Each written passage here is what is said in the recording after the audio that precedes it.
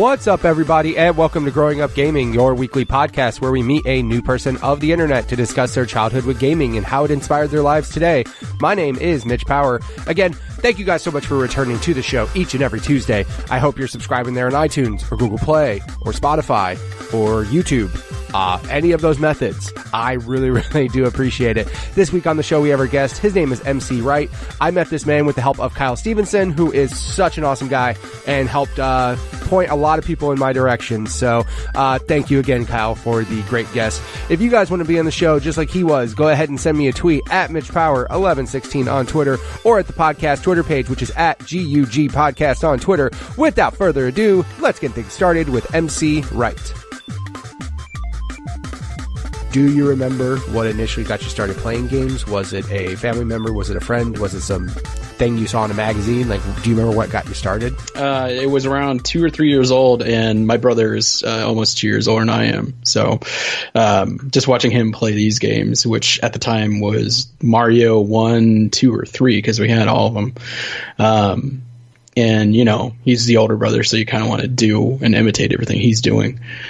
At least the good thing is it's like a 2-year-old difference, so it's like you're pretty close as far as being into right. Similar things, so that's always good. Yeah, outside of video games, we kind of grew up together just because it wasn't that much of a gap.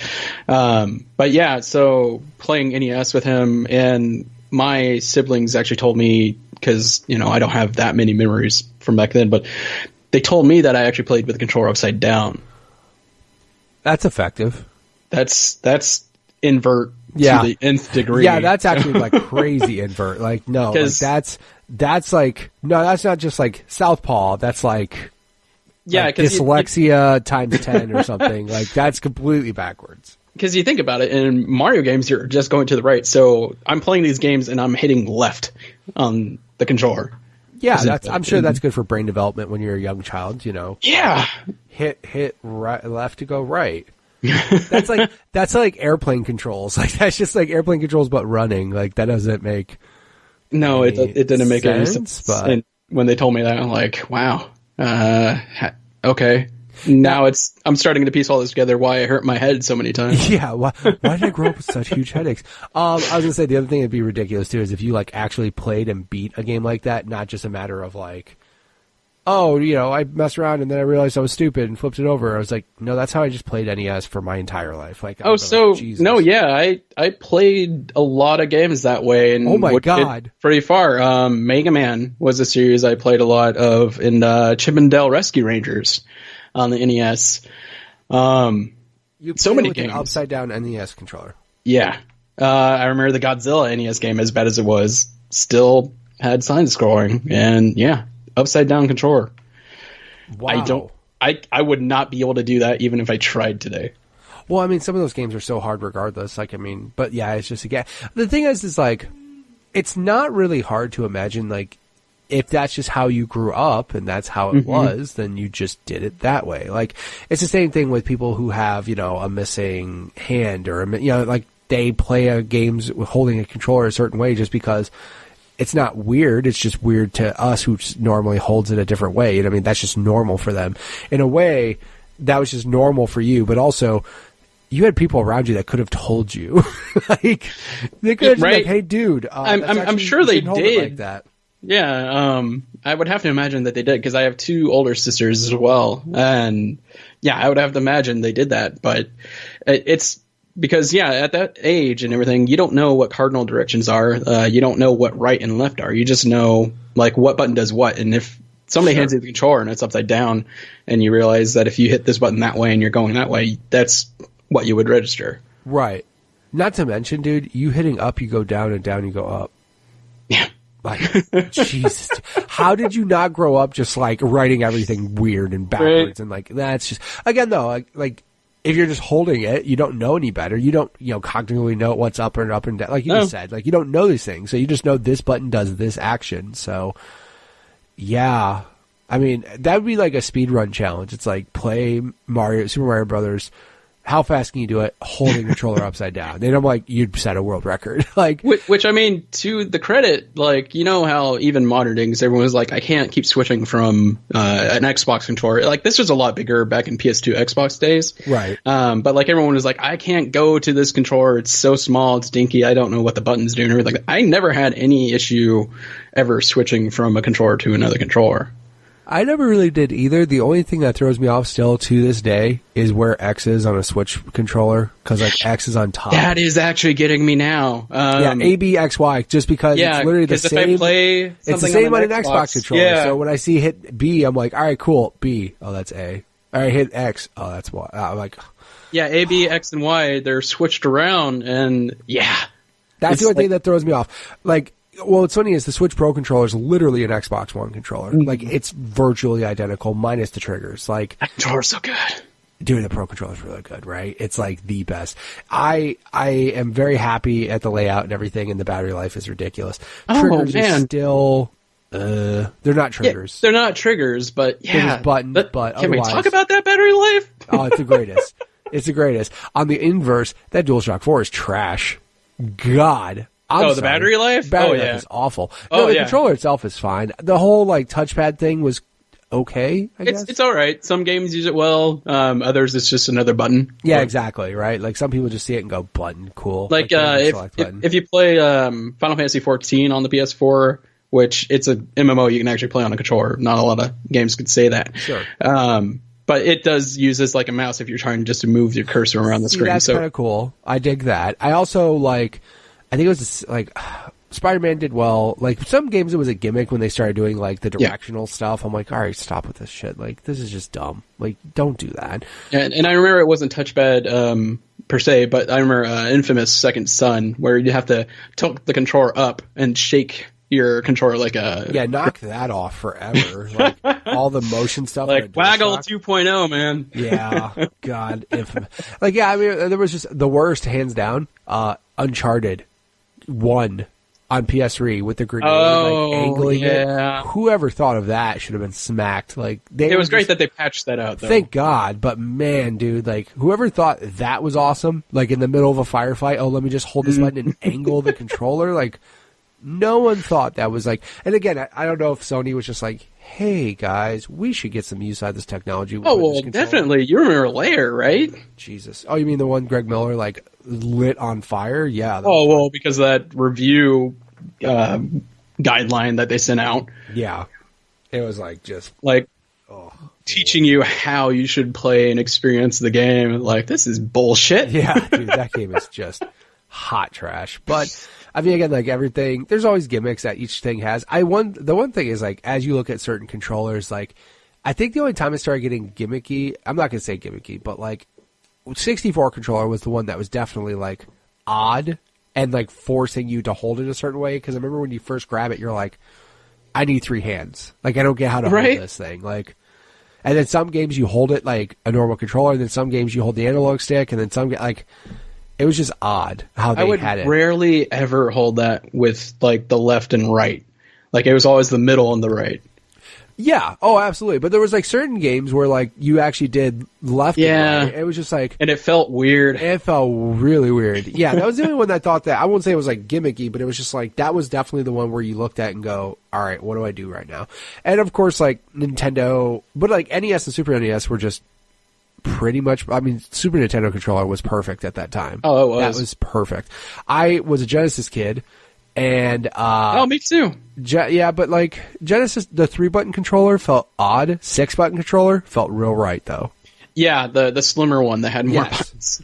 Yeah, real fast, smaller, had 3 more buttons. And I was like, this doesn't make any sense, but it was a far better controller, especially fighting games. Like it was the controller. Like playing Mortal Kombat with the 6-button was so much better, just so much better than friggin' a 3-button. I remember.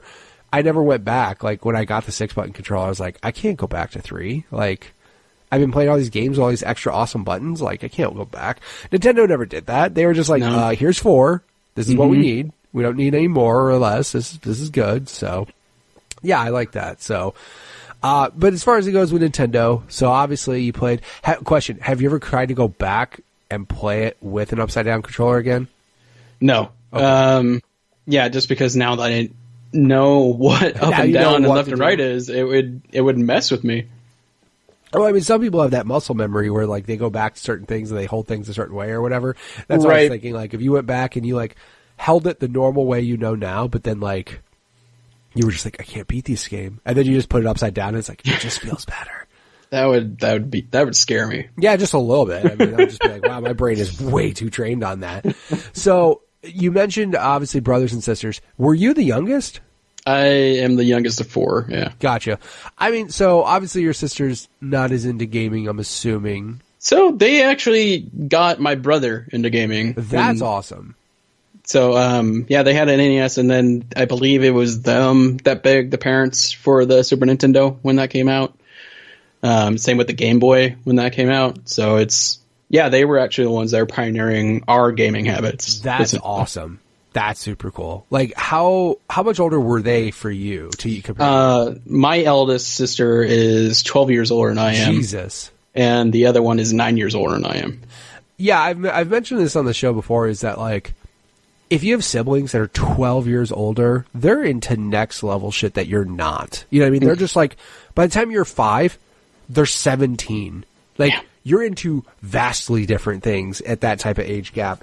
That's why when you were mentioning your brother being 2 years older, I'm like, that's almost perfect. That's like, it's all very close to the same age. A little bit older, but not that big of a difference. Right, but like, except with games back then, like, there wasn't that, like, mature game or anything yet. Like, we were all playing the same games. We were playing Mario 3, or on the Super Nintendo, we were playing Mario Land, and so there wasn't that huge, like, hey, you can't play this game. This is, older kid game until, Mortal Kombat. Right, but I'm talking even like your 17-year-old sister being not even into gaming maybe at that time. You know what I mean? Just like, think about like a 5-year-old compared to a senior in high school. Like, they're just going to be into different things for the most part.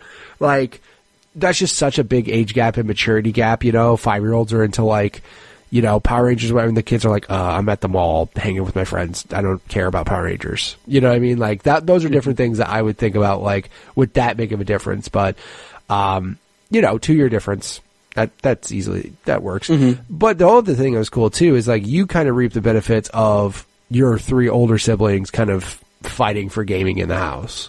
Yeah. So you were just kind of like, I'm here along for the ride. I got all the bullshit. What part of that was a benefit? Well, I mean, again, like, at least you weren't the one trying to convince parents. Like, parents had already gotten like that barrier of entry, right? Of like consoles and gaming and stuff. At least that happened before you got there. So I mean, if you were to ask for gaming, it wasn't just like gaming. What are you talking about? You know what I mean? They were like, oh no, games. Like, we've already bought our other kids' games. We got an idea what they are. Right. Well, yeah, I think they probably got the NES around the time when I was born, because I was back in '89. So, these were always around me. Right. But like you spoke about being a Sega kid, like, I know what it's like to have to play as Tails. Not fun. Yeah, I mean, well, that was going to say, because that's like the downside of being the younger sibling, is that you kind of get tossed the funny thing too is if you had multiple controllers, if you had like a third party controller, you got tossed that garbage. It was like, oh no, I get the official controller, you get this Mad Catz shit. But then you get kind of shafted on the co-op stuff, because dude, being Tails ain't as fun. Everybody knows that. The one benefit I would say I did get, though, was being able to watch my brother play these games, and I have a photographic memory. It's why I can actually remember a lot of stuff when I was younger. And there was a local contest, I believe at this time I was maybe 4 or 5, and the age group went all the way up to 18, and it was like kind of like a Super Mario World speedrun. Oh, nice. And so on this level, like, I've played this game 100 times easily. I know the level on the back of my head, and I won. Nice. So I got a Sega CD and like 10 games for the Sega CD. That's the worst prize ever. Why would they? Yeah. I still have that thing. Hold on. But the crazy thing too is you won like a Sega, or you won a Nintendo contest and got a Sega prize. And they got a Sega prize. Dude, that'd be a slap in the face of everybody who got a Super Nintendo. They'd be like, dude, I got a Super Nintendo. I love Nintendo so much. What do I get? Here's a Sega CD. Like, what? What are we doing right now? Are you for real right now? Although, you know, back then though, that thing was awesome. Like the FMV games, Sewer Shark, like it came with Sewer Shark. There was the Power Rangers games that used footage from the show. They were garbage games, but like to be playing a game that looked like real life is like, whoa. Yeah, I mean, so I had one, and I mean, I only had like 2 games for it. I remember Sonic CD though being super awesome. Like Sonic CD was good, and I mean, even if you don't, it's like the better of the Sonic games from the past. Like the soundtrack was ridiculous, and of course, CD quality audio sounded so much better. And then of course, like Night Trap, which was hysterical, and well, I mean, the funny thing is, back in the day, people lost their minds. Like this is, like this is the most graphically violent game. There's women in underwear. We can't have this. And they're dancing. Like last time I checked, like 80s movies were all about that. So sorry, but like it's just, if you go back and look at it now, you're like, this is what we all freaked out about. This is ridiculous. Like. I love when they re-released it. I remember that. Like they put it out. Yeah, I think it was last year. They put it on everything. Yeah, and like they put it. Yeah, so I saw it was on PS4 and Switch. It's on Switch. It's on the Nintendo Switch. That game was like causing parents to freak out, and now Nintendo has it on their Switch console. Like, what does that tell you? However, it wasn't released on Xbox One. Oh, that's kind of bumming. Huh? Like, what's up with that? Well, I know it was Limited Run that put it out. For some reason, Google didn't have it there. Yeah, PS4, Switch. This says Vita. What? Excuse me. Hold on a second. Okay, I'm gonna have to get the Vita version. Because if we're playing a crappy Sega CD game, we have to play it on a Vita. Dude, so listen to this right here. The Anniversary Edition was also released on Nintendo Switch August 24th of 2018. The release is ironic since former Nintendo of America President Howard Lincoln stated in the 1993 congressional hearings that Night Trap will never appear on a Nintendo system. And then it says right here, a version for the PS Vita was also released. Holy shit, dude. That's amazing. That's amazing. How funny is that? It's like, it comes full circle. Night Trap will never be on a Nintendo console. And that's why I'm like, the Switch? Really? It came out on the Switch? But, I mean, again, dude, I think that's just like also with the times, you know, obviously you become desensitized to certain violence once you see more and more of it. But like... Right, we had Night Trap and then we had Hot Coffee from San Andreas. That was straight up... Wow. Like, I was like, I get it. It's an adult game, you know, it's a mature rated game. I get it. Obviously, like, now there's been sex in video games, you know, in the game, not like a release or whatever, not like a hidden feature or cheat code, whatever. Right. But, and like, that was full on. That was like rhythm timing. Like, it was quite graphic for 2004. Oh, yeah. But that's the thing. Like, after that, Grand Theft Auto 4, I was at a midnight. I think that was like my last midnight release at like a GameStop. I was there, and there's 2 kids there, and their parents are buying the game for them. I'm like, all right, this game is going to be a lot more graphic than that was. But the parents, you know, most of them don't do their research. I remember because I worked at a video game store, and there were so many kids that would come in, and of course, I'm not going to get in trouble. So there was kids that were coming in, and their parents would be in the car just like waiting, and then they would come up and try to buy a mature rated game, and I'm like, "Yo, where's your mom and dad?" And they're like, "They're in the car." I'm like, "Cool." They need to come in here and to buy this for you. I can't just sell you like Grand Theft Auto 3 right now. So then.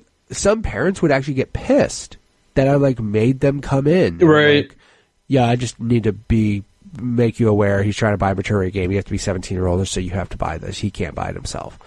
And she'd be like, oh, whatever. I'm like, would you like to know what's in this game, or do you just not give a shit? Like, you know, and I mean, as far as it goes with mature rated games, like, my son plays mature rated games, but also certain ones, I'm like, yeah, you should probably hold off on those. Just because, like, example, he plays Black Ops 4, he plays Fallout, he plays Dishonored. Like, he plays those types of games, right? I mean, some of them are kind of like, you know, they're violent. And so, I mean, he plays Battlefield 5 and, like, whatever. He plays PUBG. You know, I'm not, like, freaking out about those types of games. But then, like, the one... Might think a little twice about, like, maybe introducing him to Bulletstorm, where it's funny, but there's a lot of curse words in that game. Well, I mean, the curse words he hears from me, but, I mean, honestly, but, I mean, the one thing for me, for example, like, Assassin's Creed, when you take a blade and shove it up someone's face, I'm like, ooh, that's kind of graphic. Gears of War, just for the sole fact of like, the chainsaw. Like the chainsaw and like you shotgun people into pieces and you kick the chunks of them around as you run.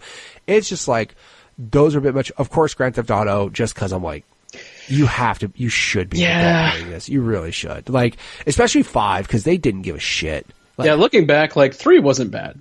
3 was like, at the hooker part was like, but you never saw anything, you know? Like, it's not like when the hooker got in the car, you saw her do sexual acts. No. You just saw the car moving, but then when you got out and beat her up with a baseball bat and get your money back, that's the part where it's like, this is a little taboo. Yeah, we all did that. Of course we did, because that was the point of it. Like, I'm sorry. Like, I remember when you first found that out, you were like, you could pay a hooker, and you're like, oh my God, that's funny. And they go, no, here's what's funnier. And then you get out and beat her up with a baseball. I'm like, this is horrible, but it's really funny at the same time. But dude, in 5, like, Trevor. Oh, man. He alone is like, oh my God, like, this is really bad. There's like that torture scene where you have that guy and you have to like interact with torturing him. And I'm like, yeah, dude, I can't have my 13-year-old playing this shit. Like, this is really bad. Like, this is really messed up. You have to have like a mature, established mind to be able to play this and not like have any second thoughts on things. Like, I remember when he was growing up, I would always ask him, like, as he's playing a game, I'm like, you know, this isn't real, right? Like, you know, you're not supposed to shoot people, right? He's like, yes, I know, Dad. I'm like, all right, cool. I mean, as long as you're aware. But like, yeah, dude, Trevor alone is like, that's crazy, dude. Like, that's like, but that's why I like, that's why Grand Theft Auto is such a good game, because the characters in the game are just so memorable. But Trevor's memorable for like all the wrong reasons. Like, oh, you mean he just stabs? Like, oh, he wakes up in his underwear in a dumpster when you show up. Like, how did that happen? He wakes up drunk. He talks about all the crazy shit he's done. He, he killed the dude from like the Lost in the Dam DLC from Grand Theft Auto 4. And he just walks in, hey, what's up, dude? Stabs you and kills you. I'm like, Jesus. Like, yeah, this is definitely not a game for kids, but I mean, there's parents out there who don't care. But back then, I mean, like, I get it, because, like, Mortal Kombat was, like, the closest realistic game looking, so... Yeah, I wasn't allowed to own Mortal Kombat as a kid. I wasn't supposed to either, but, yeah, we know how that all happened. Like, of course I ended up playing it.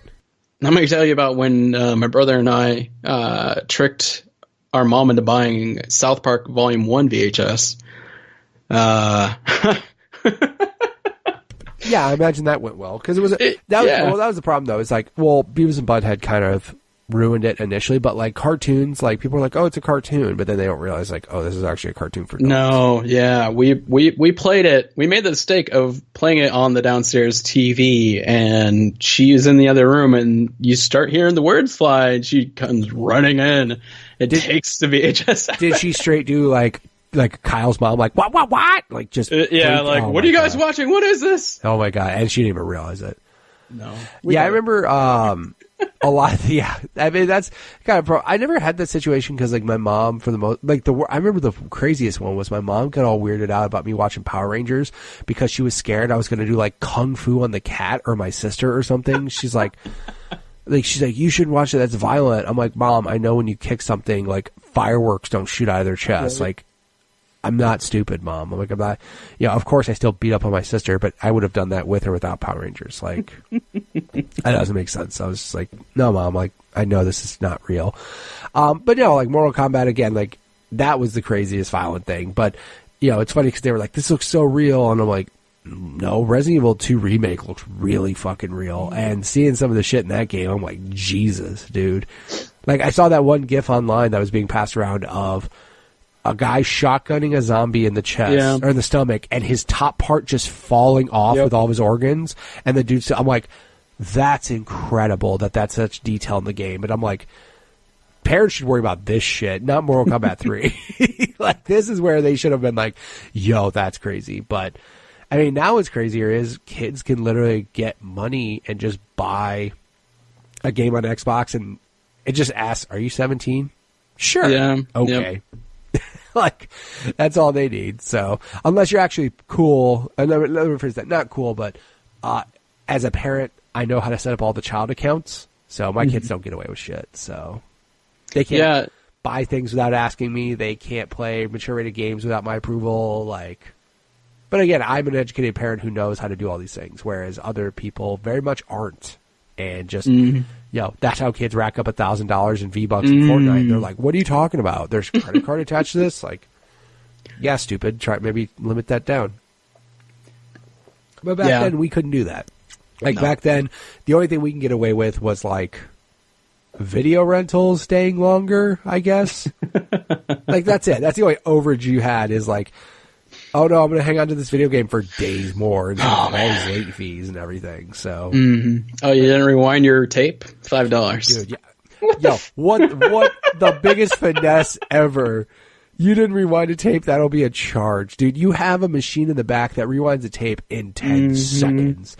By the way, I'm also surprised at how those things didn't just snap tape reels off left and right. Cause like you hear those things, especially when like all 10 are going at the same time. It sounds like a 747 landing. It's like, wow, like, dude, what is going on? These are so loud. And then it would just stop right at the end. And like, yeah, I'm sure that's good for the life of the tape, that the thing just doesn't cut every tape in half, that it just rips apart. So, yeah, I mean, but that was the thing. So, obviously, though, it sounds like rentals were a big thing for you. Because, again, you got Redbox now, you got Gamefly now, but, dude, rentals were still, like, that was it, man, back in the day. Did you have your kind of, like, tradition, as every other American family had, of, like, Friday night, we're going to the video place? Yep. Getting like a movie for the weekend, and my brother and I would beg to rent a game or two games, because at this point, like, we probably had a PS1 and the 64, so like we could each play a game in that respect. It was, I miss those days, and luckily the last standing Blockbuster is 3 hours away from me. Wait, what? In Bend, Oregon. That's right. There is a Blockbuster still operating. That's insanity. It's funny because like I think about, I remember because I used to work at Game Crazy, which I don't know if you know what that was. Yeah, no, I know what that is. You know what that is. I used to work there. I need UMD insurance, man. Dude. Let me tell you about UMD. UMDs, man, those things broke in half. They break all the time. They break all the time. You would get the people that would like super glue the edges, or they would tape the edges and then they wouldn't fit right in your PSP. But they were still cool graphics for that little thing. But those UMDs were trash. Did you really have UMDs break? Yes. I still have all my UMDs. I've never broken a UMD. Dude, I remember like a UMD would fall, hit the ground on the edge, and just crack open in half. And you're like, like, it was the worst, dude. I had UMDs break. Like, I would have people come in, and we would have to check them to make sure they weren't, like, broken, and make sure nobody, like, taped them. Like, because we had people trading them in, and I'm like, dude, this is broken in half. I can't take this shit. Like, sorry. But yeah, dude, as a person who works at a video game store, though, you literally will see the worst things on earth. I bet. My brother-in-law, who worked at video game stores long before me, said somebody tried trading in a Nintendo 64 that looked like they shoved a PB&J in the cartridge slot. I'm like, like, explain how this gets here. Like, explain that to me. So, yeah. But I mean, there was plenty of times where we would trade in stuff and it was just super dirty and super gross. But, yeah, UMDs, dude, I'm not kidding you, would break in half. Like, if they hit the edge, they would just pop open. And you're like, you gotta be kidding me, right? I've never had one break. Yeah. I mean, also, too, if you treat your things with respect, most of the time they won't. But, again, like, especially if you're a kid, you're just like, yeah, I don't give a shit. And they just, do whatever they want and throw things around. But I think one might have broken on me. But yeah, dude, I've definitely seen them broken. But anyways, when I worked at the video game store at Game Crazy, it was part of Hollywood Video, so I got rentals for free, and it was amazing. And I remember like when I quit that job, and I was just like, man, this sucks. I started Netflix 14 years ago or something like that, and I knew like mail order stuff was cool. However, GameFly is trash. Yeah, it's so bad. Yeah, and then they tried doing I'm sure they probably still do it, because they absolved another company for a PC digital store. Yeah, I remember that. I can't remember what company they It was like a Direct Digital or something like that. Right. They acquired them and tried to have that be part of things. And that lineup was just garbage. And I actually have a friend who still uses GameFly. And it's like, all right, well, I hope you like waiting 3 weeks or something for a game you want to play. It was the worst when, and I mean, I'm telling you, I started this literally when GameFly was just coming out, right? Like they were just, because I remember the coolest thing about GameFly is they actually rented PSP games, which like Blockbusters and nobody else did. So I remember that being just like super awesome that they rented those. GameFly, when it first came out, you're right though, like you could put in a request the moment a game gets put on there, and you'll wait 2 months and you might get it, and it's just bad. Like it's just real bad, and you're just like, yeah, I used it I think from 07 to 09, and the one thing I loved using it for was that discount you got if you wanted to buy the games, and they had sales all the time. Yes, and it was the best venue for buying used games because they never ship out the case and the manual. Right, and like back when you buy them, they come pristine. They were like perfect. I remember that. I am really sad right now because I just went to GameFly's website. Okay, they still rent PSP games. Oh man, they rent PSP movies, bro. Oh god. Do you want to watch? Don't make me sign up right now, because I'll sign up right now. Do you want to watch Team America and Batman the movie? Not the '89 Batman, the Adam West Batman movie. Do you want to watch Coach Carter? Jesus Christ, that is 2005 if I've ever heard of it. Oh my God. They still rent these things. Yo, but I want to know if they got Game Boy Advance videos. Yo, guess what? There's a Pokemon one. Yes! Yes. Dude, I'm not kidding you. They still rent Game Boy Advance games. How did they not just pawn all this shit off, dude? That's amazing. That is amazing. Guess what? How funny it would be if you went to go rent this Game Boy. Oh, by the way, their selection. Do they have 503 Game Boy Advance games? What the fuck, man? Okay, you know what? GameFly is amazing. Free trial, bro. That's awesome. You know what, though? Like, it would be hysterical if any of these were rented out already. Like, it would be hysterical. Right. If you went to There's a waiting list of 2 years for this game. Yeah, like, excuse me? What? Like, or there's for some reason, Pokemon's always available because for some reason, somebody always has copies of that game. Oh my god, that's so fun. Dude, you can get Aggressive Inline for GameCube. It released 2002. You know what? Real story. I have Aggressive Inline complete in box for Xbox. God, please stop talking. Jesus Christ. I'm not even joking. When you post this, I will put it on Twitter. Like, again, though, like the rentals things, but here's the funny thing is, we bitch about GameFly's rentals, right? Having to wait a month or two. But dude, if you weren't there Friday, dude, if you weren't there early, all the games, the good ones, were just gone, dude. Because you would nag your mom, let's go. I just got off school. It's like 3. Like, we're not fucking leaving the house at 3 to go rent. No, because if we don't get there early enough, none of the good games will be there, Mom. Like, yeah, dude, that's I get to school Monday and there's kids talking about the new game and everything. Like, I almost want to start a free trial just for GameFly, just to see if I get some of these games. That's so ridiculous. Oh my god.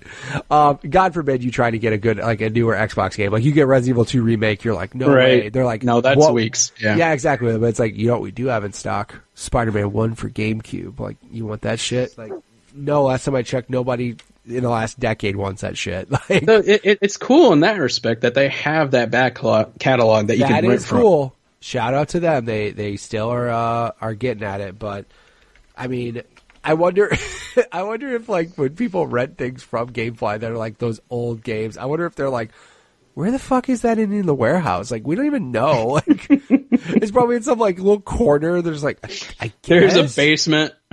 Dude, you know what's crazy, though? I just thought about this. They have original Xbox games. I wonder if some of these actually, like, went up in, like, popularity when backward compatibility happened, and they were like, dude, we can play this backward compatible. Oh my god, I need to get off this website. That's awful. I just saw Backyard Wrestling 2 that had ICP. Oh no. Oh no. I'm done. Yeah, I remember that in Outlaw Golf and tennis. Yeah, and tennis and BMX Triple X. That was, oh no. That was even better.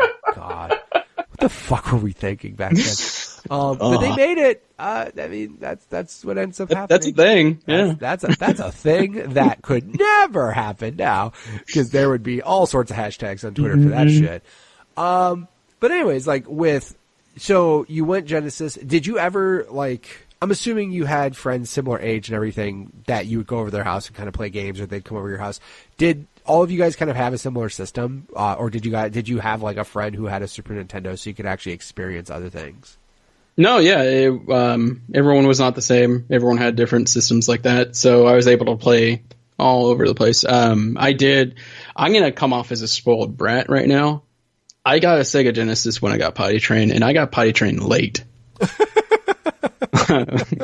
It's not a good story. Well, I was just saying, you're like, I'm really spoiled. Real quick, I pissed my pants till I was 8 years old. Like, wait, what? Not that late. I know. I'm just kidding. So I had a Genesis, and we had the Super Nintendo from earlier, from when my sisters wanted it. So the Genesis was actually the first system that my sisters weren't campaigning for that we got. Nice. So yeah, I remember like just weird things like out of nowhere. My youngest sister all of a sudden was like, I want an N64, and I was like, when the fuck have you ever cared about games? Like, ever. But like, I wasn't going to say no. I was like, cool, there's an N64 in the house now. Cool. Like, that's all I gave a shit about. I was like, all right. I think they were just more weirded out. They were just like, wow, like, you want a video game system, not your brother? Like, you want something video game related? They were just kind of like weirded out by it because it just seemed to come out of left field. But again, I wasn't going to complain. I was like, yeah, get all these games. Get this game too, sis. Yeah, and 64 is definitely one of my favorite consoles from back then. And talk about game changer. When you first play Super Mario 64 back then, like, that was when the game shifted, where video games turned. Because I didn't have a PlayStation 1 before that. 64 was the first 3D polygonal system I owned. Right. So even though PlayStation came out in 94? I want to say yes. Because I know 64 came out in 96.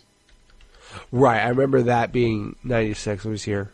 December 3rd, 1994. So, like, right at the end of 94. Mm-hmm. But the trippy thing is, 3 years later, after the 64, was the Dreamcast. Right, which is insane. Like, poor Dreamcast. Like, poor Dreamcast. Because that thing came out and was a kick in the mouth for everybody. They were like, dude, look at this shit. Like, look at how good this can look. Look at all these features we're doing. You know, VMU, the online, like, it actually had online. Mm-hmm. It had all these games that were just unique and different, and it just didn't take off. And that's a fucking shame. Like, that's a shame. Because, like, now people look back on it. It would have done well, but it was the fact that you could burn games and play them on there. Yeah, that will ruin some shit. I mean, that puts a damper on things. But also, too, I mean, well, here's what's funny, too, though, is think about this, is that in some cases, that actually can drive the sales of a console. Of the console, like, but they're not making any money on the software. Exactly, right.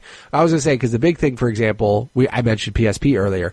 Do you have any idea how many fucking people came in and bought a PSP, and I'm like, do you want a game? They're like, no, I want that 16 gig memory card, though. Yeah, like, they want 100. I know exactly what the fuck you're doing, but I don't care, because you're buying this, and cool. And I think Sony, obviously they tried doing patches all day long to try to, like, block it, and every time one came out, there was already a crack for it, so, like, they never could fully get a stop on it. But, like, I also, in the same way, I'm like, you think Sony is, like, I'm not going to say happy, but do you think they're like, well, I mean, people are buying it. Maybe they'll buy games eventually. Like, example, Amazon Fire Stick. Dude, You think Amazon gives a shit what you do with it after you buy it? They really don't. They're like, no, who cares? Go fucking nuts. Download everything illegally. We don't care. We're just going to tell you you shouldn't. Right. But we can't make you do anything. Funnily enough, they just patched the Vita last month. Yeah. It received a new patch, and so they're doing this still just to halt, because hackers are waiting for the final update so they can just fucking crack it wide open and go nuts. Well, they already have, but like I think the stop gate was at 3.6 or something. So like if you update past that, you can't use. I wish I didn't, because the thing is, you're allowed to use like this micro SD card holder thing in lieu of a super expensive Vita memory card. Yeah, that was the downfall of that thing, by the way. What the fuck, Sony? Let me tell you, I just bought a 64 gig Vita memory card last month. And I'm assuming that cost you $80 to $90. Jesus Christ. Jesus Christ. I just go on Amazon and free 1-day shipping. That's cool. Yeah. Thanks. $91.50. Yep. 64 gigabyte micro SD card, on the other hand, is $13.99. Yep. Jesus Christ. That's what killed the Vita. It was the proprietary memory. Yeah. But again, though, like, they did that to try to crack down on people hacking it, but right. I mean, obviously, eventually it'll still get hacked regardless, but yes, it helps slow it down a little. But god damn, dude, like, how are you going to tell somebody, hey, can you pay 6 times the amount you would for an SD card? Like, dude, or think of it the other way. How much memory could you get if you spent $90 on a micro SD card? You could probably get a fucking terabyte micro SD card for like $90 or something stupid. Like, you could get the biggest micro SD card ever, and it would probably cost you $90. It's ridiculous. Oh, here we go. 400 gig micro SD card is $82. Yep. What the hell, Sony? Like, you think there's a slight problem there? Poor Vita. And again, you know what sucks now is they just stopped doing PS3 and Vita games. Like, yeah, that ends next month. Yeah, so that thing's really going to take a... I mean, not that it like is booming now, but... I mean, I was fortunate to get a PS TV when they were only $30. Yeah. Like, so I love that thing. I was going to say, if you have that thing and you put it the DualShock, good for you. But I mean, of course, there's still those certain games that you can't because they're dumb and they use the touchpad and whatever. Right. But no, like when that thing was out, I contemplated it and I'm like, am I really going to do this? Like, am I really? And I mean, again, you still had to find those memory cards, and that was the bitch. And I was like, oh, that's it. Again, the memory cards. That's what got me. Mm-hmm. So, but I mean, as far as it goes, like, I remember people were hacking PS1s. I remember that. Like, I had a buddy who was hacking PS1s, but Dreamcast was like way easy too. Like, just you just had to burn a game. Yeah. There was like no like special mod chip or anything you had to do special. Like, I remember my buddy had a PS1 that was modded. Now it was a not a hard mod where like, and I remember there were hard mods where you had to like crack the case and solder. Yeah, I remember the region, right. The unlock. Yeah, right. So there was that, but then like my buddy had basically that Game Shark that would plug into the back of it, and there was a spring that went inside where the disc tray was, so that way if you open up the disc tray, it wouldn't automatically put the console back into the main menu or restart the game or anything.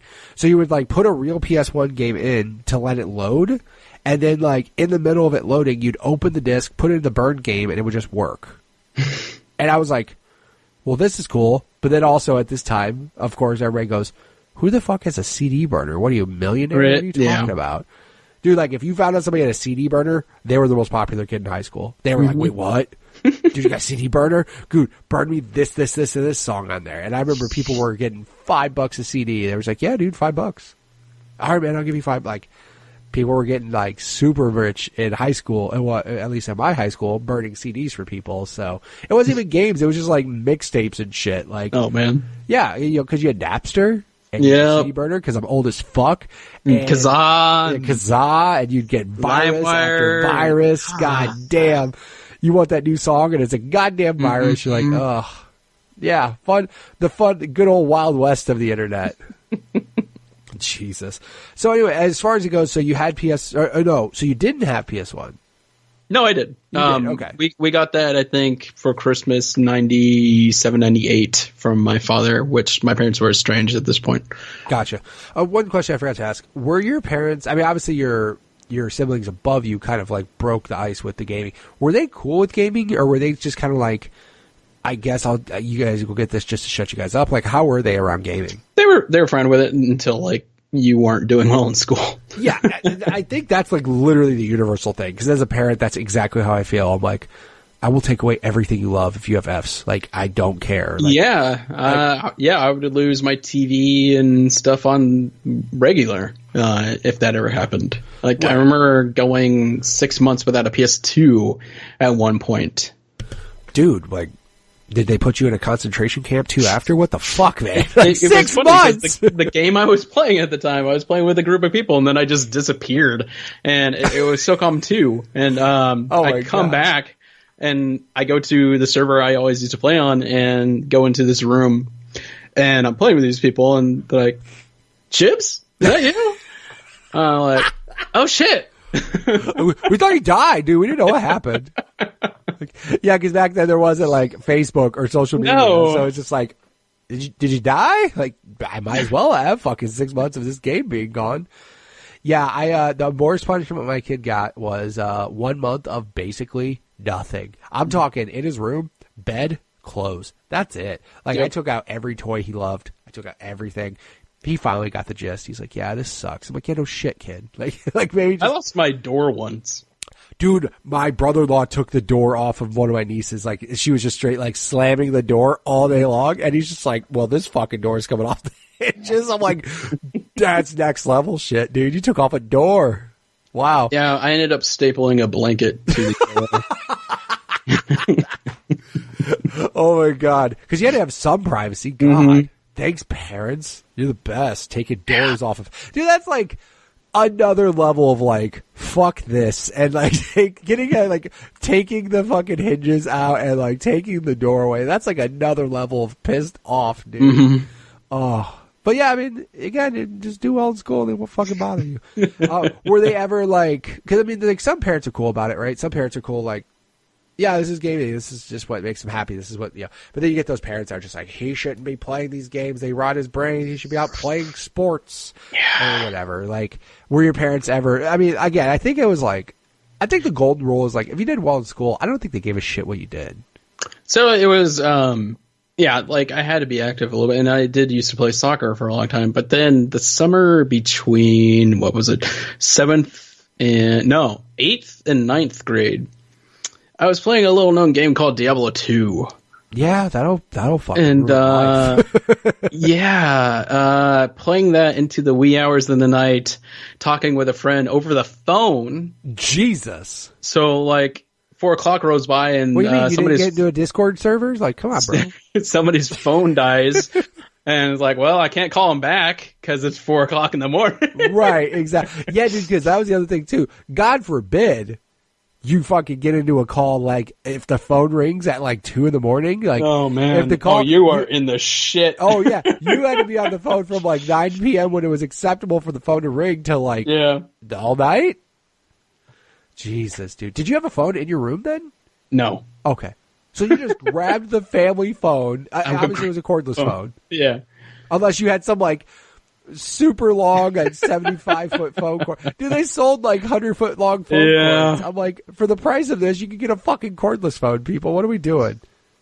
But yeah, I mean, I would have laughed hysterically if you said no. Like if you were just like, no, I had a wired phone. Yeah. And you just got this cord going from like the kitchen down the hall through this corridor into your room. Like, what are you doing? So that's actually similar to what I'm doing with my Ethernet cable right now, living in an apartment. So, that's the modem's downstairs, and I've tried a Wi-Fi extender. It doesn't work through the walls, whatever they built this place with.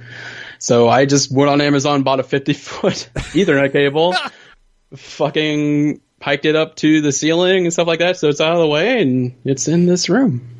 I mean, whatever you got to do, bro. Yeah. Yeah, we did that similar thing, but that was before we did that with System Link for Xbox. That's man. Like when we ran just cords all over my friend Chris Pepper's house, and like in the basement, going from the basement all the way up to the second story, just like parents were just like, what is going on? What is all this shit? But dude, yeah, you could get a 50-foot Ethernet cable for $12. Go to hell, man. Like, and also Ethernet's better than Wi-Fi anyways. Yes. Good for you. Yeah, let's take a moment to appreciate the Halo LAN parties when those were a thing. And I remember the first one I was at, it was a friend's house, and 4 Xboxes, except these are all separated throughout the entire house. Yes. So like That's we're all all was playing, house, man. It was and like you kill somebody, and you just hear from the other side of the house, "You asshole!" Yeah. Oh, dude. Like the best was the only time that was bad when it was the 3 a.m. situation, and you're trying to be quiet and trying not to piss off parents, and then like, yeah, you kill somebody, and then literally 2 stories above you, you just hear somebody scream like "motherfucker," like just so loud, and then Chris's mom comes out. Can we figure out why we're screaming "motherfucker" at the top of our lungs at 2 a.m? Like, dude, those were. Here's what's crazy is like, I've mentioned this before, like certain games you enjoy couch co-op, right? Like couch co-op is just so much more fun than the other option, which is the internet now, at least. Right. However, some games, honestly, the internet is better. And it sounds shitty, but like when the internet's good, here's what I dial it down to. Is the internet good in the game or not? Example, Halo 2, the online was fucking incredible at that time. It was 2004 or 5. It was insane. Like, it was so advanced at the time of what all the shit that you could do.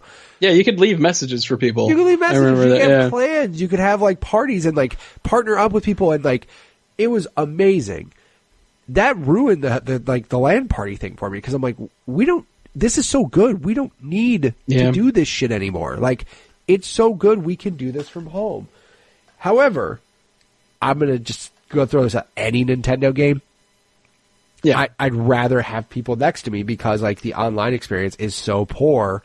I'd rather just have that. So, yeah, I mean, like that's the one thing I think it is just the Nintendo stuff. I think is what ruined it. But also Nintendo couch co-op for the most part is just good still. Like they give a shit about it. You know what I mean? So it's still something that you care to play.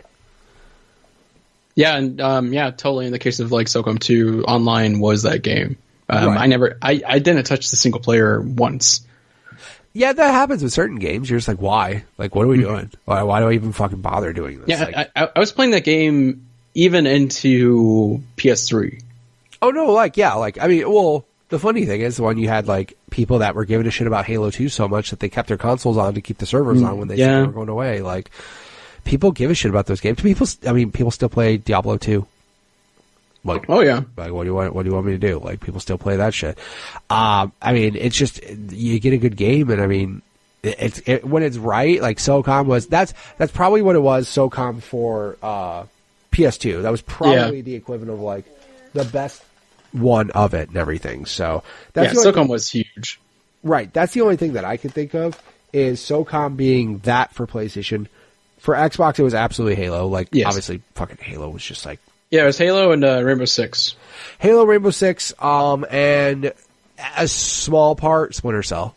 Because like Chaos Theory was like Pandora Tomorrow. That multiplayer was some of the best stuff because it was 2 spies versus 2 mercenaries, and if you captured one of the mercenaries, you could talk to them over the mic and whisper into their ear before you like broke their neck or something. Yeah, because that's not creepy at all. Jesus fucking Christ! like. I see you. Like, what the fuck was that? Yeah. Like, I remember the craziest thing was, and again, this is like how advanced it was at such an early age, was like Halo 2 had proximity chat, and like when you were near an enemy, you could hear them talk, and you're like, this is fucking crazy. Like, this is nuts. This is 2004. Like, what are we talking about right now? But Nintendo still can't get this shit right in 2019, so we resort to Smash. Is still like Smash, Mario Party, Mario Kart. Those are all still going to be fun. I think still more fun couch co-op, but also too, if Nintendo got their shit together, maybe we would sing a different tune. I don't know. Here's how dumb it is: Mario Party. That is easily could have been an online game. Like, and it has an online mode, but yeah, it's not the actual board game. You play just the mini games. Yeah. What the fuck, Nintendo? Like, What are we talking about right now? And they're like, we'd rather you be together. I'm like, yeah, except for the people I love playing Mario Party with live 1,200 miles away from me. So it'd be great if we could actually play an actual game, but no, it's okay, Nintendo. We'll figure it out. Maybe, I don't know. I could sit here and bitch about Nintendo's online for a while, but I'll just shut up. As far as it goes, so you had 64 and PlayStation then? Yeah. Okay. I mean, that was the other thing too, is like, that was where like lines definitely got super drawn. Like, oh yeah. That was the beginning of the, like, well, there was definitely the Genesis versus Super Nintendo console war. There definitely was. I mean, and also too, looking back at it, it's like, Sega was better. Or not Sega, Super Nintendo was better. Like, it really was. And like, but, I'm talking like, for example, like third-party support, Nintendo got like super dicked in the 64 era. Like, oh yeah. They were getting no love at all. But then like also, if you like JRPGs, if you had a 64, you were sad. You were like, dude, this sucks. You had Quest 64? Sure. like you're not joking though. Like that's there wasn't too many RPGs like really at all. Like, and do you count Zelda as an RPG? That's was there? Game. There was a Tactics Ogre game for 64, wasn't there? Yes. I want to say there was, or maybe it was in development. 64, yeah. Yeah. But again, like, okay, so 64 had like 5 quote unquote RPGs, whereas Sony had 5 a fucking month. Like, they were pumping them out like crazy. Yeah. But also too, the other thing, it's the exact opposite, because like PlayStation would seem to be your, I'm not gonna say story driven game machine, because like Nintendo 64 had games that had good stories, but I'm talking like Metal Gear. Like, oh yeah. Jesus fucking Christ, Metal Gear, Resident Evil, Silent Hill, and just all the other RPGs and everything. But then 64 had, if you liked multiplayer, 64 was far better. Just because they had, I'm not going to say forced everything to have 4-player, but they pretty much fucking well, did. yeah, a lot of games. Let us not forget Too Extreme on the PlayStation. That's such a fucking trash game, dude. And believe me, so I've said it before and I'll say it again. You don't know this. I quit playing video games for about 4 years because I got into skateboarding. Like, I didn't give a fuck about any video games coming out because skateboarding took over my life. What's funny is Tony Hawk Pro Skater made me do it. So I blame video games for me going away from them. But like, I remember when I was trying other video games, like extreme sports video games. Because after Tony Hawk 1, I was like, I love skateboarding. Let me try something. And I remember Too Extreme, and I was like, oh man, this game is fucking bad. Like, it's garbage. It's really, really bad. And of course, it was 90s as fuck, because it was spelled 2 and then X with X. No E, just X. It was just so bad. However, there was other ones that were on there. There was like ESPN had like there was actually like a 3 Extreme as well, which is fucking abysmal. But you could drive mini cars. Yeah, because that's what you could grind rails as a mini. Isn't that what we all want in life, right? Thrasher, Skate and Destroy on PlayStation. That game, 1. I have that game still. Me too. It is, as a skateboarder, it was so good because that was the most realistic skateboarding game. Period. At the time, like it was just because you couldn't jump down 50 stairs. Like there was weight, there was friction. Like you couldn't put together like 6 different grinds. No, at all. Like, and you would slow down. Like you said, there was friction. You slow down when you grind because guess what? That's what you fucking do in real life. Last time I checked, you could break your board. Like you could get to a point where you jump down something too big and it's like, sorry, you broke your board, stupid. Like, guess your run's done. And I'm like, damn, that's like real life too. You go out and skate and break your board. Like, well, I guess I'm fucking done for the day. Like, I was just like, this is such a good game. And then at the end, you had to get away from the cops or else you'd get tased. Yeah. So like, I didn't get tased, but I was like, that's still like hilarious that this is all real. By the way, that's a Rockstar game. Yeah. Z-Access was the developer on that, and they went on to do Dave Mirra. How crazy is that? And to turn it back around full circle, BMX XXX. Jesus Christ. Also, too, I'm looking at skateboard video games. Grind Session was a thing. I remember that. Yeah, Grind Session. It wasn't... What about a Street Skater? Fuck that game. Hey, they had that I've Seen Better Days song on the soundtrack. Right, by the way, shout out to Extreme Sports video games. Also, though, like, video games back then, just, like, giving a shit about, like, licensed music soundtracks. Oh, man. Like, I'm not talking just, like, Tony Hawk, because, by the way, literally Tony Hawk's Pro Skater soundtracks have, like, shaped my thing. Like, oh, yeah. Like my favorite bands are fucking in Tony Hawk and everything. There was so much good hip-hop and thrasher. Yes, there was. Like, they gave a shit more about hip-hop than they did, like, punk pop music, whatever. They were like, no, hip-hop music. I was like, yes. Dude, like, there was so much variety. But even, like, Madden back then had, like, all these awesome bands on, you know, the EA tracks or whatever. Like, NHL, like, all those games in, like, 2004, 2005, all had, like, ridiculously good soundtracks, too. And I'm like, now they just don't seem to care about them. Like, I wish they did, but... Because we can just play Spotify while we're playing a game. I think that's what it was. They're like, we're not fucking playing these, like, we're not paying these license fees for music when these kids are just going to listen to Spotify. This is stupid. Well, what's funny is if you want to, you could just go back and listen to Tony Hawk 3's soundtrack on Spotify if you're right. To. Like, I love it. By the way, no joke. I loved, like, I don't listen to Spotify or music as much. Honestly, if I have a chance to listen to anything, it's a podcast, right? However, played Grand Theft Auto 5 so much, I got so obsessed with just the soundtrack and, like, the rock station. There is a podcast or a Spotify playlist for the rock station for Grand Theft Auto 5. And I'm driving and I had that on and I'm like, God, this is so good. Like, this is such a good soundtrack. And again, I was driving, like, I didn't think, like, okay, now I need to go run this person off the road and stuff, because that's what you would do in Grand Theft Auto. But, like, I was just listening to it. I'm like, man, this is still good. And that seems like the last game that really... I'm not going to say that's the last game, but that's, like, one of those games that people, like, that crew gives a shit about that soundtrack so much. Like, they want to make sure that it's good.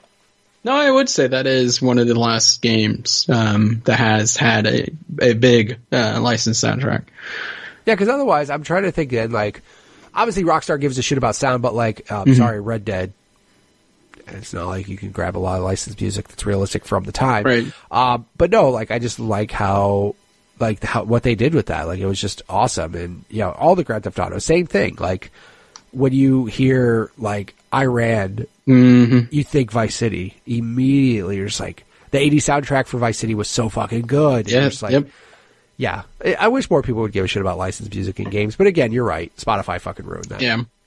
And shout out, like, if I forget who put this on social media, but one of my friends talked about playing Spider-Man, the new Spider-Man, with the Tony Hawk soundtracks.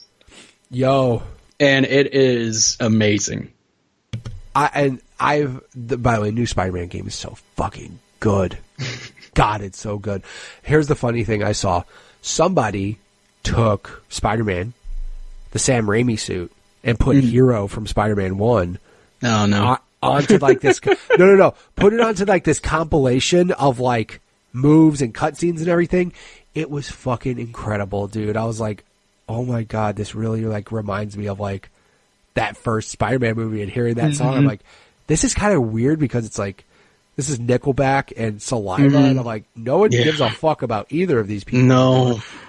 But for some reason, this works really well, like, too well, you know? Like, and I was just like, wow, this is, it's kind of crazy, but it actually, again, I think everybody that heard it literally, like, was transformed back to that Spider-Man movie. They were like, holy shit, this is actually really good, guys. I'm going to find it and send it to you, because I literally, it's so good. But as far as it goes, so you had both systems. Was there ever, you know, I mentioned me falling out of video games. Was there ever a point in time when you ever fell out of games? It was late high school. Because up until, I think, sophomore or early junior year, I was still playing with the people I used to play SOCOM 2 with. But at this point in time, most of my free time was spent with people, you know, hanging out with friends on weekends and partying, quote unquote. So for a few years there, it was most of my free time was doing that. And not to say, like, we didn't play games sometimes. Like, I remember a couple times we played maybe Halo 2 together in the same room, or Smash Bros. Melee. But by and large, the games definitely took a back seat for a couple years. Yeah, I was going to say, shocker, you got to high school and games took a back seat. Like, some people, that's exactly when it happens, just because you get into other things. You get into other things that you'd rather do instead of play video games, which, you know, whatever. I mean, if you enjoy, like, some people never fell out of video games, and good for them. The only thing I'll say is when I fell out of video games, when I came back, it was pretty awesome, because like, I came back to basically 4 years of like what I miss. And I was like, holy shit, I missed a lot, and I get to play it all now instead of waiting, you know, for all this shit to happen. So yeah, it was really cool, like, going back to it, but also to experiencing it in the moment is also, that's the problem people have now, is that they don't want to wait to play a game, which I honestly don't give a shit. Yeah. Like, it's cool to talk about it in the moment, but also too, it's like, example, Spider-Man. Wanted to play it, thought it was going to be a great game, knew it looked like all amazing. I, however, bought Tomb Raider because Tomb Raider had a pre-order thing, and Tomb Raider looked good, and the other two Tomb Raiders were good. You got like a $10 bonus for pre-ordering it at Best Buy, and they came out like within a week of each other. Right. And I was just like, I'll buy Tomb Raider, and Spider-Man's not going to be shitty in 2 months. Like, no. It's only going to get better because they'll patch any shit that may be wrong with it. And I played it, like, when it went on sale for Black Friday on PlayStation Store. Bought it then, played it, and I'm like, yeah, this game's amazing. Like, who gives a shit if I played it 2 months later? Yeah, I didn't get to talk about it with everybody else. Yeah. But it's still a really good game. It doesn't matter. Like, right now I just got Kingdom Hearts, and I love Kingdom Hearts to death. I just have a family and a job and responsibility, so I have no time to play it. Yeah. But, like, I didn't buy Resident Evil 2 Remake because why? Yeah, that's a game I can wait. Like, I played the demo, and it was feels, so good. Like, everything is great in that game, the production value, everything. But it's not so far removed from the original to where I feel like it's a totally different experience that I need to play it right now. Right. Kingdom Hearts 3 just came out. I spent a day and a half finishing that game. And I'm taking a break from games after that, because that's an experience where you're not even getting a lot of sleep. That's actually what I did with Kingdom Hearts 2 when that came out. Right. I beat that game in 2 days, and that was actually fun, because the second day was a Friday, so 2 or 3 of my friends came to my house after school, and we were up till, I want to say, 7 a.m. Finishing that game, and we're all like huddled around watching. I'm playing on a Commodore 64 monitor at this point, which is 13, maybe 11 inches. Right. Just huddled around this tiny ass monitor finishing this game, and that experience alone was just out of this world. And so when 3 finally came out, I was like, yeah, I have a couple days off. I'm just gonna play through it. Yeah, I mean, there's certain games, like, I mean, to be honest, like, if I had 3 days off, like, I still couldn't play games. Like, I just got too much other shit going on, which I would love to do that again. But there's been time, like, Spider-Man actually was a big deal. Like, I played Spider-Man, I made time. Like, once I started playing it, I was like, I can't do other shit. I put everything else on the back burner. I was just like, I just want to fucking play and beat this game. But I got to the point where I beat it. That's the first platinum I have on PlayStation ever. Oh. I just couldn't stop playing. Like, I loved Horizon, but at the end of it, I was like, I'm fucking done with this. Like, I'm good. I don't want to go through all this shit again. I have like 2 trophies left on that. And right. And maybe someday if I get the urge to play it again, I'll go for that. But literally when Spider-Man was done, I was like, I don't want to stop. Like, I just kept wanting to play it. And all the like side stuff, I was just like having fun with. I was like, I loved all the side stuff except for the crimes. Having to find all the random crimes. Yeah, and stuff. I found out apparently if you just like fast traveled, a crime would show up within like 5 minutes, or like less than that. Like, you would just like start swinging and a crime would show up, and I'm like, yeah, I'm just gonna spam this until I get done with it. But I also like when you get to that point when you have everything unlocked, you could fuck up people so fast and so awesome. You're just like, dude, yeah, this is still fun. Like, and then but again, I played, I think 35 hours of Spider-Man in like a week. And again, I have a job and kids and a family. Like, I was getting no sleep, and afterwards I was like, there's DLC, but I'm not fucking playing this right now. Like, I gotta wait. Yeah, the last time I did something like that was in, 2015 when Metal Gear Solid 5 came out? Oh, yeah. It was either 15 or 16, I can't remember. Yeah, I was scared because it was 2 days, 48 hours since the game came out, and I had put 36 hours in the game. I'm like, all right, I gotta stop. And I still haven't gone back and finished that game. Jesus Christ, dude. Well, yeah. Also, you burned out hard, fast. Like I was too into it, and I was like, okay, this is like I can't do this. Like, I wasn't getting sleep. I was just sitting there playing this game. Yeah, maybe one day you'll go back to it and everything. Some of those games, though, if you don't do it right away, you'll never go back. That's the only problem. No, I know. If I ever go back, I have to restart it. I can't. That's what sucks, right? You forgot everything. You're like, what the fuck am I even doing right now? Yeah. That happens, but I mean, it's all right. Like, but also back then when we were kids, we had all the time to play games because what the fuck else do we have to do? And whatever game you had, like, it was the game you could rent or the game you afford. You didn't have all these games, all these sales, and you just have all these games that you never even touch. Right.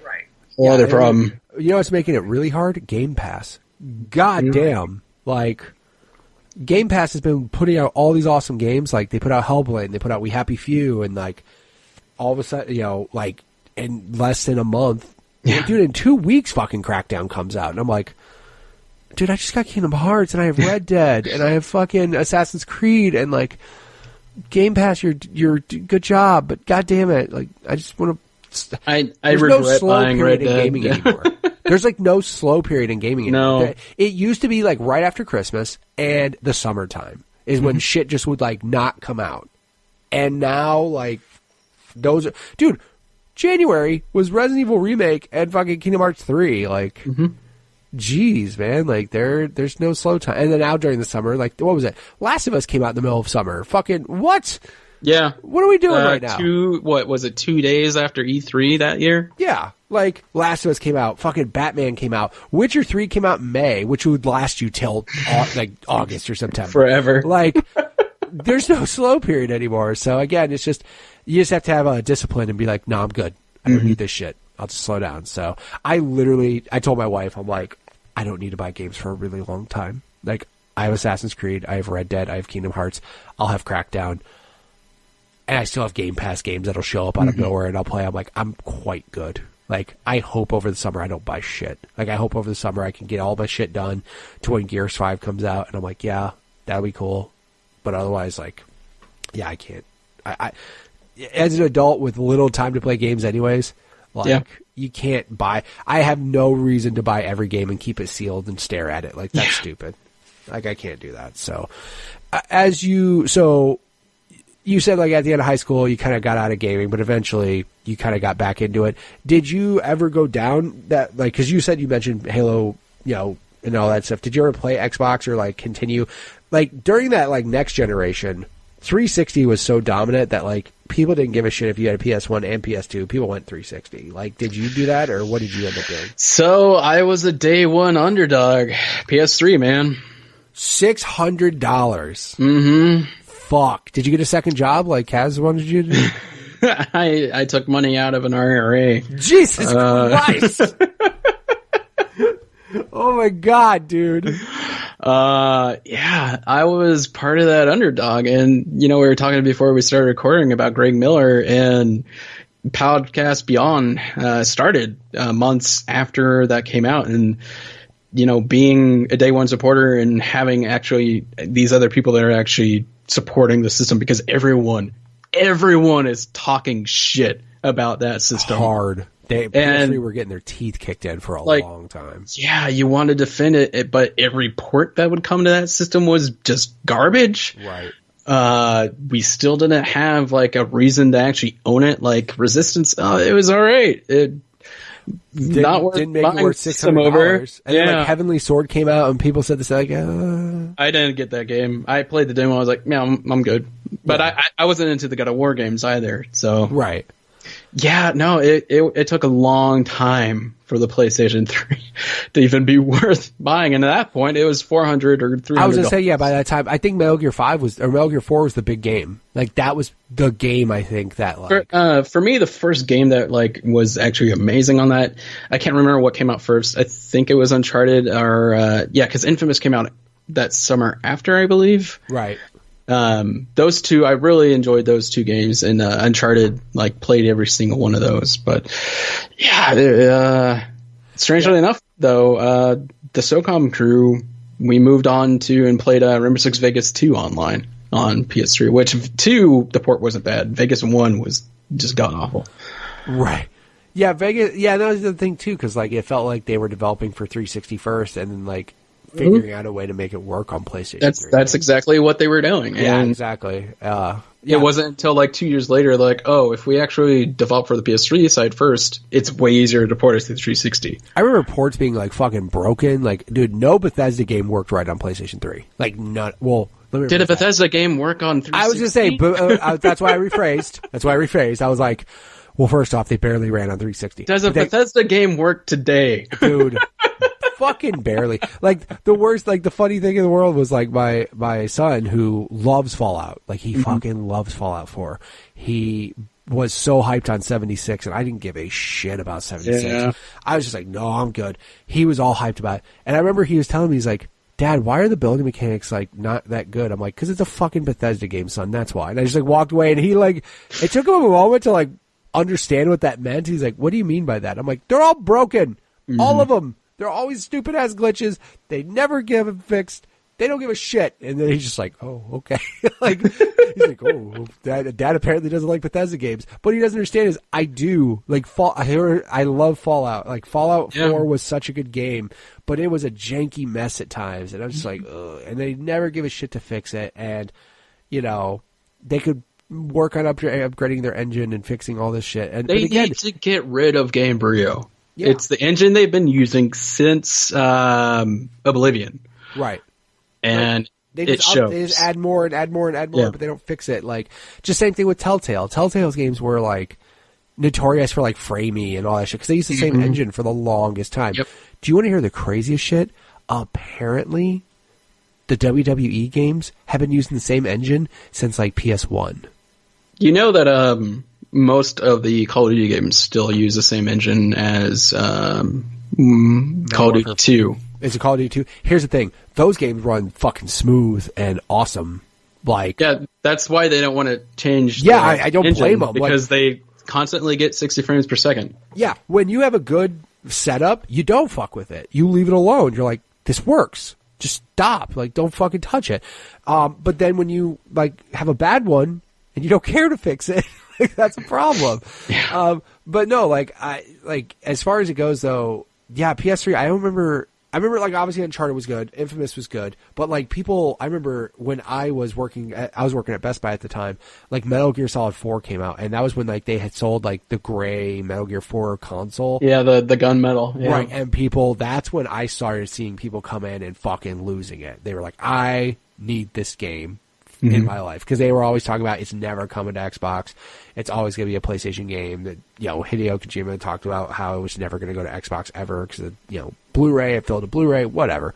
Yeah, a double-sided Blu-ray. Right. They were just talking about all day long how, like, it's never going to go to Xbox. But then, yeah, like, I remember that was the one, like, after that, you started seeing an upswing of, like, people buying PS3s, but, like, before that, dude, it was fucking rough sailings, dude. Yeah. It was real rough, but I know. Did you ever get a 360 or a Wii or anything? I got a 360. I want to say 2010, 2011. Wii, I think earlier than that, maybe 2009. Right. And I mean, I have a good amount of Wii games and stuff like that. 360, I have the essentials. Obviously, like, I had the third parties and stuff like that on the PS3 just because that was where I was spending most of my time and my friends were playing on. Right. But, you know, I have the Halo games. I have the Gears of War games. Alan Wake is one of my favorite games of all time. Alan Wake's pretty awesome. I think, actually, that's why I wanted the 360 was because of Alan Wake. Yeah, like, I mean, the 360, like, I mean, it's starting to get to the point now where, like, if you don't have all of the above, you're missing out, which sucks. But well, except most of the Xbox One games, actually every Xbox One game except for the Halo games are on PC. And Halo's going to PC. Like, I don't see it happening. No. Like, that's the only reason to own an Xbox, and they know that. That's why they know that, but also, too, software, again, they care more about software sales than they do hardware sales, man. Like, but also, too, they spend all this time making Forge happen on PC. Yeah. Like, it could happen.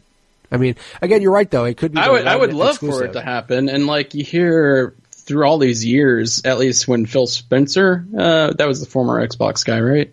No, Phil Spencer's current guy. Don Matrick is a piece of shit who used to run Xbox. Yes. And you would hear all these stories about how Microsoft doesn't want to be in the console business anymore. Obviously, that's changed with Phil Spencer. Yeah.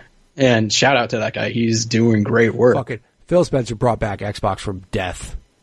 He was handed fucking death. And I prefer Xbox overall. I was day one Xbox. And again, Xbox One, everybody's like, what the fuck's wrong with you? Go PS4. Nope. I love my Xbox. My friends are on Xbox. I'm not changing. And if he didn't show up, who the fuck knows what this thing would be looking like right now? But that was the thing. This year at E3, if that show went bad, Xbox probably wouldn't have went under. But holy shit. Dude, that was an amazing E3. Yeah, and now their E3s are getting tighter and better, and they're just we know what the fuck you want, and now their E3 we don't want Connect Wave Sports. Yeah, exactly. Hey, you can watch ESPN on your Xbox. No, they're just hey, do you want to see what Gears 4 looks like in 4K? Yes, please. What the fuck? Let's look at that for about 10 minutes. Hey, we're doing a new Battletoads game. What? Yeah, exactly.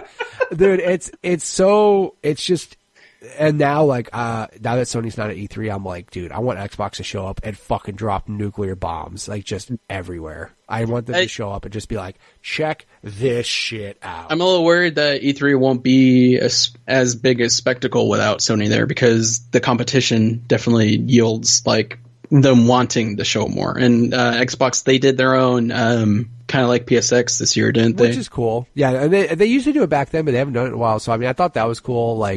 Honestly, it sounds bad, but the way Nintendo does their shit is kind of cool. They know what they're doing. They do. Random directs focused on certain games, and you just kind of find out a week or two beforehand. I think that's cool, but also your big guns you kind of need to save for your big show. Obviously, I think at this E3, Xbox will show off the next one, because they're gonna be no, here's the new one. I hope there's a tease, but man, they're not gonna show the system and what it looks like in price. They'll show here's what we're working on. Since we had a mid-console life upgrade with the Pro and the X, or the S then the X, right? I don't feel like we need a new console yet. I don't think it'll happen until late 2020, but I think they'll do a Project Scorpio. How they did that, where they just had motherfuckers talking about how awesome this thing will be. They're just gonna be oh, this thing's ridiculous. And then we keep hearing about the PS5 now these days, and it's you look at Last of Us 2, it's that might be a swan song PS4 title, but also launch on PS5. It probably will. By the way, if you think Death Stranding's happening on PS4, you're fucking funny. I look at that game, and that could easily run on PS4 when you look at Spider-Man and other stuff. Yeah, but also it'll be that game. It looks good, but if you look at textures and stuff like that, it's more of the models rather than the textures, and I think easily they could get that game running on PS4. I'm not saying they couldn't. What I'm saying is, by the time that fucking thing comes out, it'll just be well, yeah, no, that's a different matter all entirely. It'll be really old. So, as far as it goes today, obviously, what are your gaming habits like today? Today, this year in particular, I'm playing a lot more games that I've bought in the past but never actually played. Good for you. So I just finished Final Fantasy 1 for the first time last month. Holy shit, you're going way back. Okay. Yeah. So the podcast I do is limited edition. It's kind of like a book club. So we were doing it with Kingdom Hearts, and the final episode of that's coming out in a couple weeks with 3. So down the road, I would love to do a Final Fantasy one, but that's a huge undertaking. So I've just started right now anyways. There's only a few of them. Yeah. So I almost finished 2, but 2's grinding is a son of a.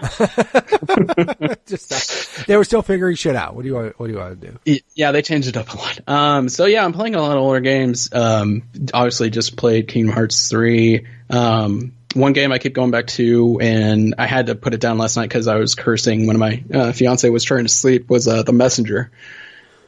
Nice. Just I'm glad that you're actually going back and playing games that, I mean, obviously you play Kingdom Hearts 3, but that was for part of the podcast thing, so that makes sense. But there's nothing wrong with going back and playing old games, because again, new games aren't going to suck later. Right, they're still going to be good. in this like office game room thing, like I have 3 shelf units, and there's everything from back all the way to the NES to now, and just all these PS2 games, PS3 games, everything. So I have a lot to choose from that I haven't gone back and finished. So of course, right. I mean, again, like the good thing is like you have them, you might as well play them, and yeah, I'm kind of in that mode right now. Like I said, where I bought so much shit, like. I got the Spider-Man DLCs. I have Assassin's Creed Origins. I have Red Dead. Mm-hmm. I have Game Pass put Hellblade on there, and I've always, like, everybody talks about how fucking good that game is. And there's just all these games that are out, and I'm to that point where I'm like, I bought Kingdom Hearts, and I think I'm done. I think I'm good for a lot. I'm a giant Kingdom Hearts fan, like huge fucking Kingdom Hearts. There are 2 other games that are on my radar for this year, and that's Devil May Cry 5, because it's been 11 years since 4. Right. So almost as long as we were waiting for Kingdom Hearts 3 right. and 2. And Sekiro, the new From Software game. Yes. Like, those games look good. As far as the From Software stuff, dude, Bloodborne and Dark Souls piss me right the fuck off, so I can't do it. Devil May Cry looks cool. Definitely not shitting on that. I just like how they did it, because they were just like, hey, guess what? We're going to show it here. And guess what? It'll be out in a year. That's how every game press thing should be. That's how it should be now. Yeah. Because don't tease. By the way, let's put it this way. I bought a PS3 for Kingdom Hearts 3. Look how fucked I got there, right? But yeah, as far as it goes, though, I mean, there's nothing wrong with going back and playing games. Like, I got playing. The only game I'm looking forward to besides Kingdom Hearts, Crackdown comes out. But again, that's Game Pass, so I already have it. But honestly, after that, like, Trials is coming out, and I'm a huge Trials fan. Yeah. But, like, again, I'm to a point where I'm just like, I got so much shit. Like, I really don't need to. Until the end of the year, when the only confirmed thing is Gears 5. Right. That's it. Otherwise, like, I'm sure other shit will come out that I'll want, but as we speak right now, I'm just like... It's like if you wait a few months, it'll be on sale. Right. I mean, you actually have time to get to it. Yeah, Trials will always be like it'll be some deals with gold sale for the week, and I'm just like, I'll just pick it up then. So it is what it is. So if people wanted to check you out on the internet and see you play NES games with an upside down controller, where would they go? You can find me on Twitter and Instagram at Shibs42. I'm also one of the 3 co-hosts of 3BF Podcast. Our website is just 3bfpodcast.com, and we're on all the services that you can find those. Perfect. And if people want to check out any of those cool things, I'll have links in the show notes of all the above. So if people want to check any of these things out, I'll have links in the show notes there. So, dude, thank you so much for being on the show. Thank you for sharing all of your awesome and crazy stories with me. And I really do appreciate it, man. Yeah, thank you for having me on. This has been a lot of fun. All right. And again, guys, thank you so much, MC, for being on the show. If you guys want to check him out on Twitter, go ahead and follow him at Shibs42. Of course, he is also third of the host trio of the 3BF podcast. So you can check that out on, I'm assuming, every podcast platform out there. And then, of course, 3bfpodcast.com. Guys, if you want to be on the show just like he was, go ahead and send me a tweet at MitchPower1116 on Twitter, or at the podcast Twitter page, which is at GUG Podcast on Twitter. We also have a Facebook group. Go ahead and search it up, Growing Up Gaming on Facebook, as well as a YouTube channel, GUG Podcast. Search that there. And, of course, GUGpodcast.com. Again, thank you guys so much for listening each and every week to the show. Make sure you give us a review on iTunes. Let me know what I'm doing well, what I'm not doing well, what you want to see on the show. Let me know how I can improve it. Don't forget to share the show with your friends. The more people, Kyle Stevenson has been amazing. He has sent me so many cool guests, and I'm grateful for that. If you guys know anybody who wants to be on the show or has interesting stories, make sure you send them my way. Again, thank you guys so much for listening each and every week. I really appreciate it. Getting super close to episode 100, which I'm super excited about.